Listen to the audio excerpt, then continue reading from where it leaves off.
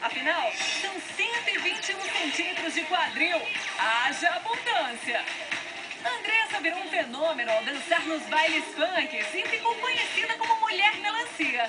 O apelido foi dado por um amigo e faz referência ao tamanho do seu bumbum.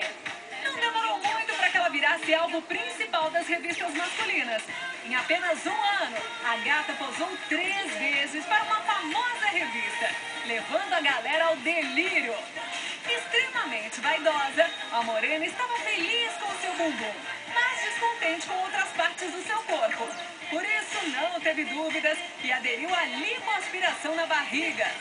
Hoje, aos 22 anos, Andressa conserva o corpo com muita malhação e segue radiante com seus 68 quilos, que enlouquecem a ala masculina.